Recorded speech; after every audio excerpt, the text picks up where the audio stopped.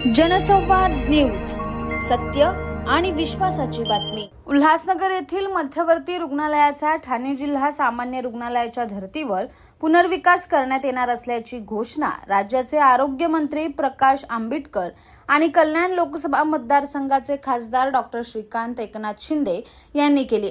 सद्यस्थितीत असलेल्या उल्हासनगर येथील मध्यवर्ती रुग्णालयाच्या आवारातच सुमारे 500 खाटांचे क्षमता असलेले एक अत्याधुनिक रुग्णालय या ठिकाणी उभारण्यात येणार आहे।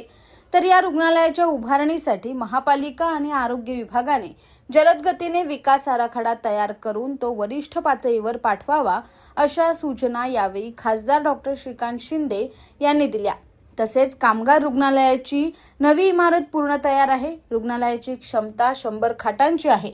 मात्र या ठिकाणी इमारत प्रशस्त असल्याने या ठिकाणी 250 ते 300 खाटांची सेवा कशी देता येईल या दृष्टीने नियोजन करावे।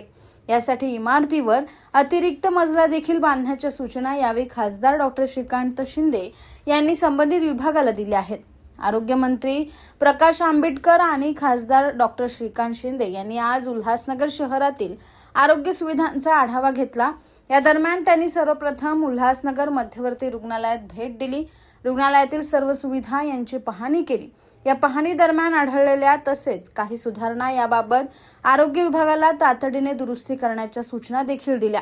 तसेच या रुग्णालयात येणाऱ्या रुग्णांना कोणतीही वैद्यकीय सेवा कमी पडू नये यासाठी रुग्णालयाने याची दक्षता घ्यावी।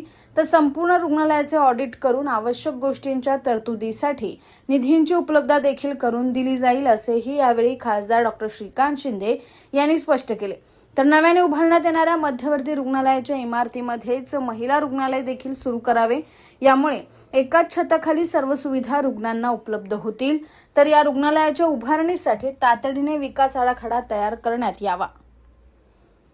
जनसंवाद न्यूज, सत्य आणि विश्वासाची बातमी। आजच सबस्क्राइब करून बेल आयकॉनला क्लिक करा आणि पहा ताज्या घडामोडींचा अचूक अंदाज आपल्या मोबाईलवर।